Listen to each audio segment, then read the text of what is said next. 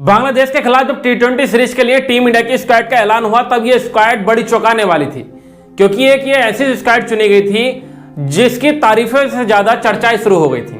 क्योंकि इस टीम में अगर देखा जाए तो कई युवा खिलाड़ियों सितारों का मौका मिला है, यंग जनरेशन को मौका दिया गया है, लेकिन कुछ ऐसे खिलाड़ी थे जिन्हें टीम इंडिया में चुना जाना चाहिए था, जबकि बजाय उनके जिन्हें टीम इंडिया से आराम मिला है।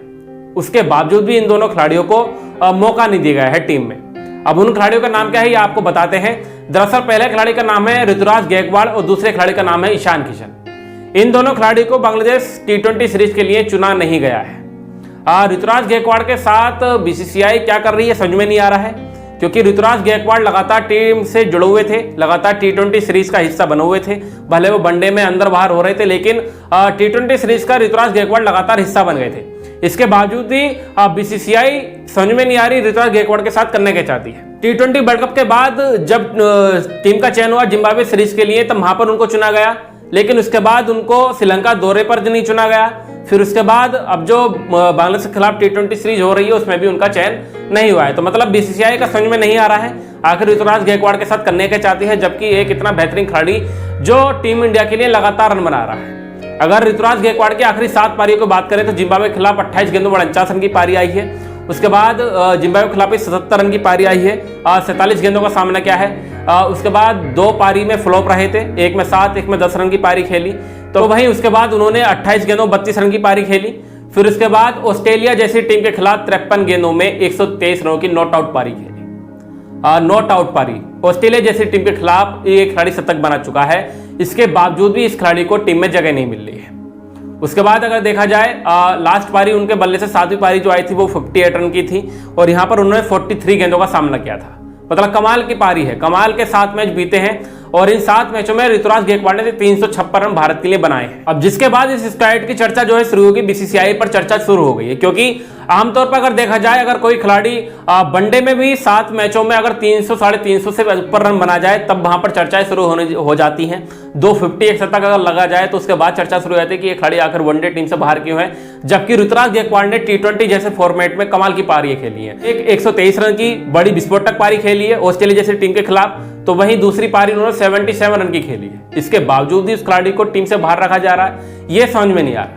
अगर देखा जाए ऋतुराज गायकवाड़ आईसीसी की टी20 रैंकिंग के नंबर 9 के खिलाड़ी हैं। नंबर 9 का खिलाड़ी अगर टी20 की सीरीज में बांग्लादेश जैसी टीम के खिलाफ भी, जबकि आपके शुभमन गिल और यशस्वी जायसवाल के ना होते हुए भी उनको टीम में ना चुना जाए तो ये सवाल खड़े कर देता है। क्योंकि अगर देखा जाए तो बांग्लादेश के खिलाफ जो सीरीज के लिए टी20 की स्क्वाड चुनी गई है उसमें केवल एक ही ओपनर खिलाड़ी चुना गया है भारत की तरफ से, और उसके ओपनर खिलाड़ी का नाम है अभिषेक शर्मा। कोई दूसरा या तीसरा ओपनर खिलाड़ी भारत ने चुना ही नहीं है, जबकि शुभमन गिल और यशस्वी जायसवाल जैसे खिलाड़ी टीम इंडिया से बाहर हैं, उनको आराम दिया गया है। उसके बावजूद भी ऋतुराज गायकवाड़ का टीम में ना चुना जाना यह सवाल खड़ा करता है बीसीसीआई के ऊपर, आखिर ऐसा क्यों। अगर ऋतुराज के टी20 करियर की बात करें तो ऋतुराज गायकवाड़ ने भारत के लिए 23 मैच खेल चुके हैं, जिसकी 20 पारियों में उन्होंने 636 रन बना दिए हैं। कमाल के रन बनाए हैं मतलब ऋतुराज गायकवाड़ ने, जिसमें उनके बल्ले से एक शतक भी निकला है, 450 वो लगा चुके हैं, और उस स्ट्राइक रेट कमाल का है 143, लगभग 144 की स्ट्राइक रेट से उन्होंने बल्लेबाजी की है। एवरेज भी उनका शानदार है, 40 के एवरेज से टी20 में रन बनाए हैं, तो कमाल जो है उनकी तरफ से देखने को मिला। हाईएस्ट पारी भी ऑस्ट्रेलिया के खिलाफ उन्होंने 123 रन की खेली है, नवाद पारी आई है। इसके बाद भी ऋतुराज गायकवाड़ को टीम में जगह नहीं मिल रही है।